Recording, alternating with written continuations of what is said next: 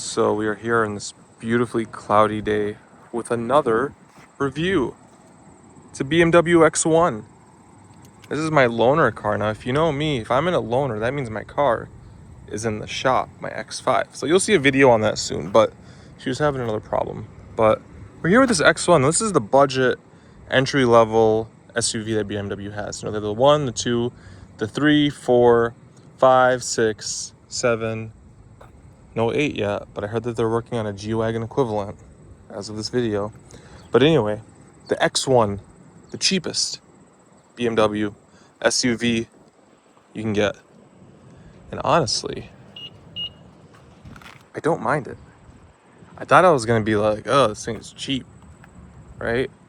But it's not bad. Under the hood, we have a 2-liter turbo with a 7-speed dual clutch. That's where it's weird with BMW. For this, and I think the X2, they stuck a dual clutch or 7-speed in this thing instead of the regular ZF 8-speed. Why? I don't know. But I think this is more based off of a Mini Cooper than an actual BMW. But you get your BMW laser lights and your signature LEDs and all that stuff. You get your 360 camera in this package, which is pretty nice. You have your sensors over here. So it's like a little fake grill partition over there. So this car, if you're wondering, like the size-wise, I think it's equivalent to like a Honda HR-V kind of, you know, really small SUV. Because the X3 is just like what you'd get with like a CR-V or a RAV4. So this is a step smaller than that. Come to the back. Hold on. Man, I didn't mess with the settings on this car, so. Right away you notice it's small. It's tiny back here. I fit fine. This is me sitting behind myself. If the cutouts weren't here, my knees would be touching. The seats recline a little bit, which is also kind of nice. There's a little bit of a recline. It's about an inch recline. So you can actually get comfortable in here. Full glass roof. Yeah, I mean, it fits. It's going to be a squeeze to fit 3 people across. Because if you can tell how small the center console is, that tells you how like thin and narrow this car is back here. But I mean, I fit at 6 feet, 190 pounds. And I mean, the leather feels fine. Coming to the trunk, I wasn't expecting it to have a power liftgate, but it does. Kudos to BMW. Smaller trunk space versus like the, you know, of course, the X3, the X5. Spare tire is included, which is nice. Floor mats. Some storage back here too. Got plenty of storage back here. Net over there, bin over there, tethers, everything you need. Coming to the front.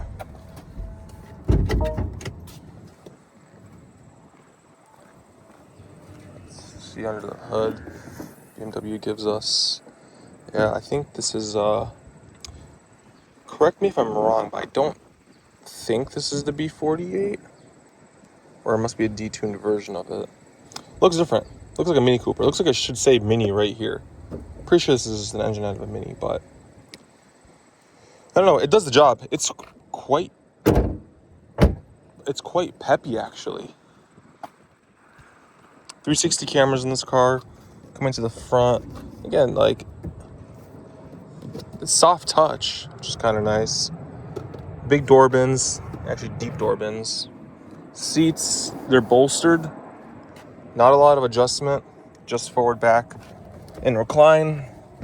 But the seats kind of hug you a little bit, which is kind of nice.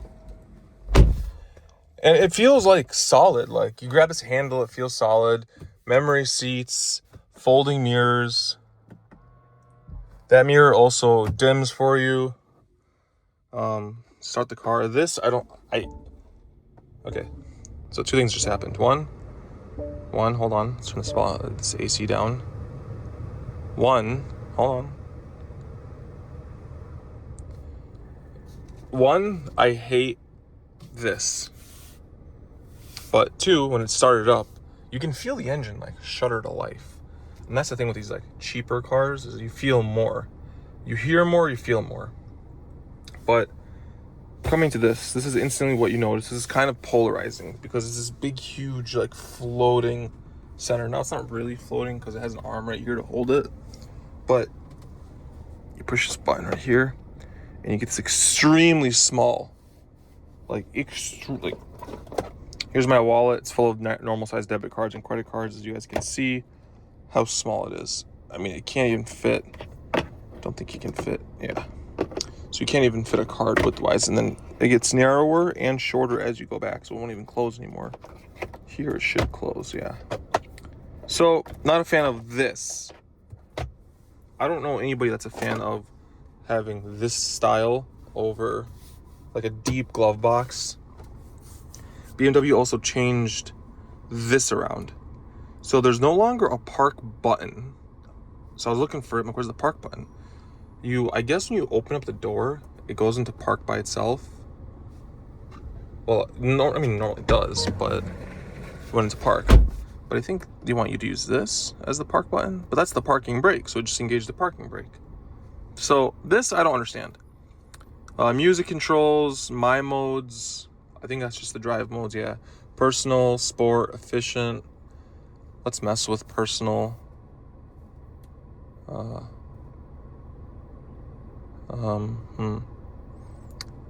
Can you mess with it? Can you change anything? Sport, is there any? I mean, it turns red, but there we go.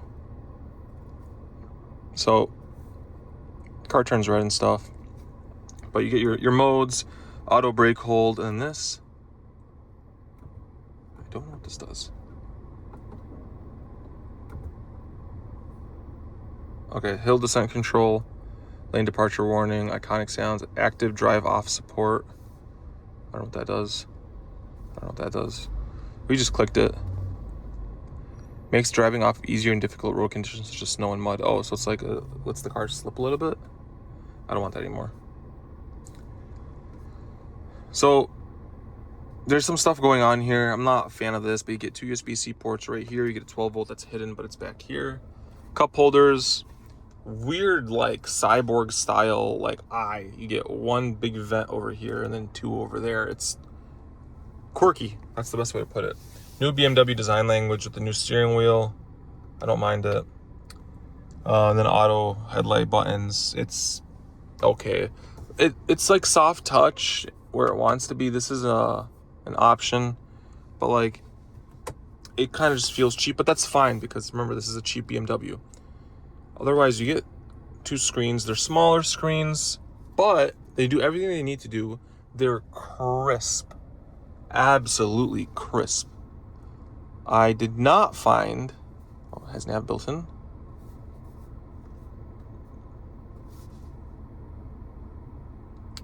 Yeah, so I did not find the nav in this.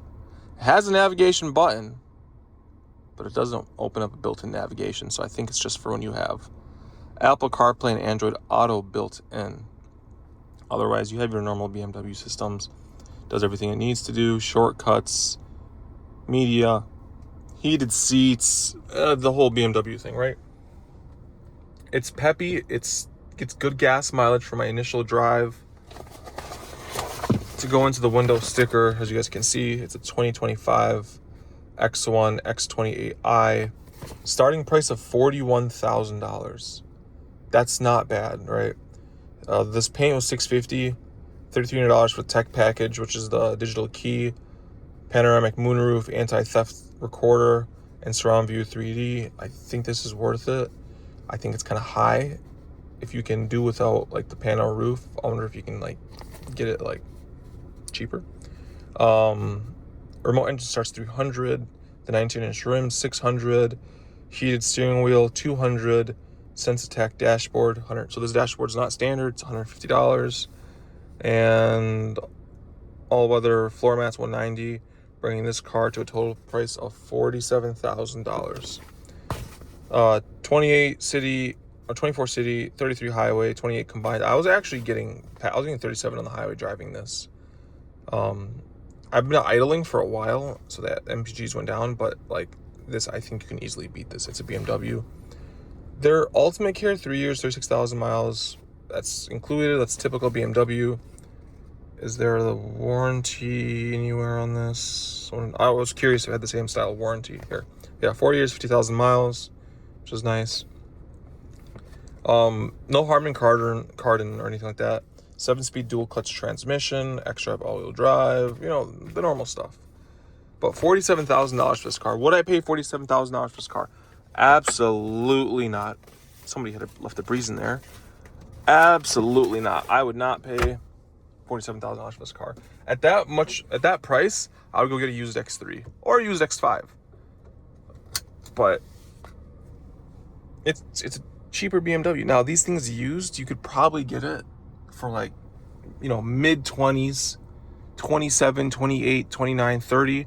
And at that price point, you're, around the Corolla Cross / Honda HRV / what's the Chevy equivalent to this? I don't even know. The Nissan Rogue Sport, I think. Like, that's what I equate this car to. Now, this car is a cheaper one from BMW, right? It is, again, like louder. And when I say louder, you hear a little bit more outdoor noise, but it's not noticeable unless you want to notice it. What you do notice is the engine sound. The engine makes a lot of noise.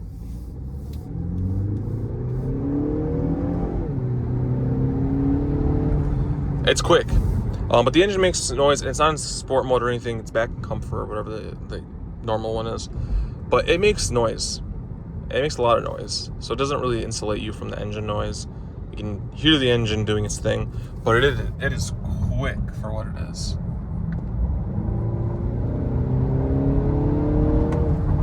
Like, it pulls you in your seat.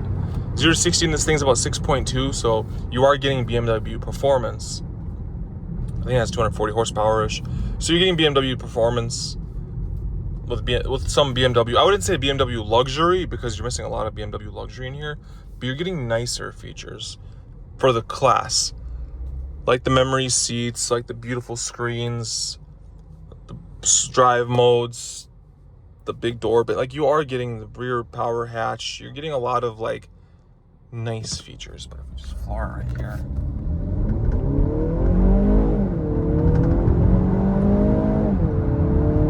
It shifts very quick. And it's peppy. It's quick.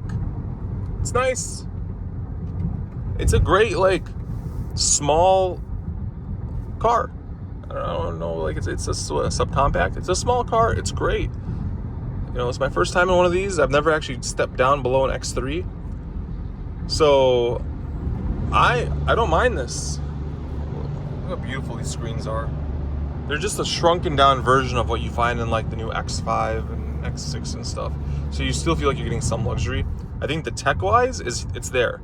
Performance and tech, you get both of them, which makes this car, for those two, okay, let's go, sweetheart. It makes this car steal.